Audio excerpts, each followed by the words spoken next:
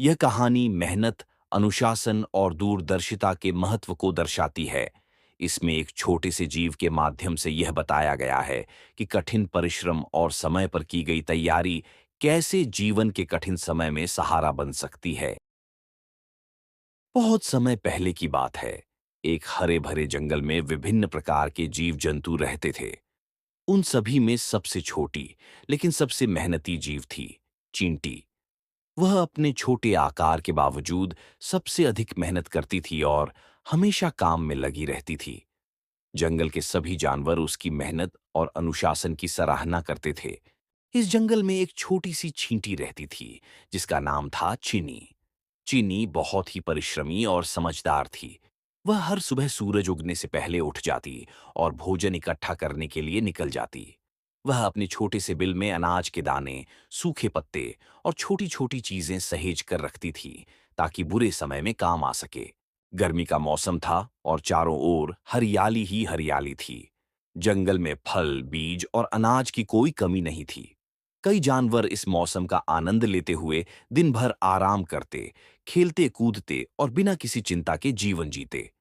लेकिन चिनी अलग थी। वह इस मौसमी सुख सुविधा में खोने के बजाय आने वाले सर्दियों की तैयारी में जुटी रहती। उसी जंगल में एक टिड्डा भी रहता था। उसका नाम था टोनी। टोनी दिन भर गाना गाता, मस्ती करता और धूप सेंकता। उसने कभी भी खाने की चिंता नहीं की। वह चिनी को देखकर हंसता और कहता, अरे चिनी, इतनी मेहनत क्यों कर रही हो? अभी तो खाने की भरमार है। क्यों अपना समय बर्बाद कर रही हो? चिनी मुस्कुराकर उत्तर देती, टोनी भाई, अभी मौसम अच्छा है, लेकिन सर्दियां दूर नहीं। जब बर्फ गिरेगी और ठंडी हवाएं चलेंगी, तब ये सारे बीज, फल और अनाज मिलना मुश्किल हो जाएगा। मैं अभी जो मेहनत कर रही हूं, वही मुझे सर्दियों में जीवित रखेगा। टोनी ने उसकी बातों पर कभी ध्यान नहीं दिया। वह अपनी मस्ती में मस्त रहा। समय बीतता गया। धीरे धीरे मौसम बदलने लगा। हवाओं में ठंडक आने लगी और पेड़ों से फल गिरने बंद हो गए। जंगल में धीरे धीरे सन्नाटा पसरने लगा। जैसे ही पहली बर्फ गिरी, पूरा जंगल सफेद चादर में ढक गया। अब न तो जमीन पर कोई बीज दिखता था, न ही पेड़ों पर कोई फल बचा था। जो जानवर तैयार थे, वे अपने बिल्लों और घोंसलों में सुरक्षित थे। लेकिन जो बिना तैयारी के थे, वे खाने के लिए दर दर भटकने लगे। टोनी, जो गर्मियों में मस्ती करता था, अब भूख से परेशान था। उसके पास खाने को कुछ भी नहीं था। उसका शरीर ठंड से कांप रहा था और आंखों में डर साफ दिख रहा था। एक दिन टोनी बहुत थक गया और भूख से बेहाल होकर चिनी के घर के पास आ पहुंचा।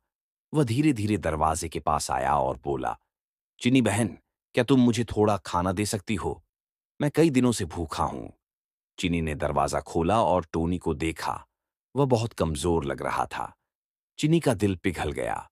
उसने टोनी को अंदर बुलाया, उसे गर्म पानी दिया और फिर कुछ अनाज खाने को दिया।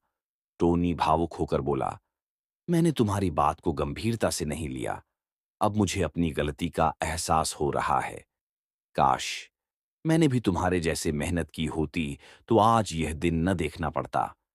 चिनी ने मुस्कुराकर कहा, गलतियों से सीखना सबसे बड़ा ज्ञान है टोनी।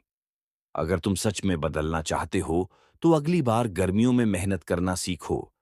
मैं तुम्हें माफ करती हूं, लेकिन अगली बार से खुद को तैयार रखना। सर्दियों के बचे हुए दिन टोनी ने चिन्नी के साथ बिताए। चीनी ने उसे सिखाया कि कैसे मेहनत से जीवन को सुरक्षित किया जा सकता है। जब वसंत आया और बर्फ पिघली, जंगल में फिर से हरियाली लौट आई। इस बार टोनी ने अपनी आदतें बदल लीं। वह अब हर सुबह चीनी के साथ काम पर निकलता, बीज इकट्ठे करता और अपने लिए भी एक छोटा सा घर बनाकर उसमें अनाज संग्रह करने लगा। अब जंगल के सभी जानवर टोनी को देखकर चकित हो जाते थे। वह अब एक बदला हुआ टिड्डा था, मेहनती और समझदार। इस कहानी से हमें यह सीख मिलती है कि मेहनत और दूरदर्शिता ही जीवन की असली कुंजी है। जो आज मेहनत करता है, वह कल सुख से जीता है। मस्ती और आलस्य जीवन में केवल अस्थायी सुख दे सकते हैं, लेकिन स्थायी सुरक्षा और सम्मान केवल परिश्रम से ही संभव है।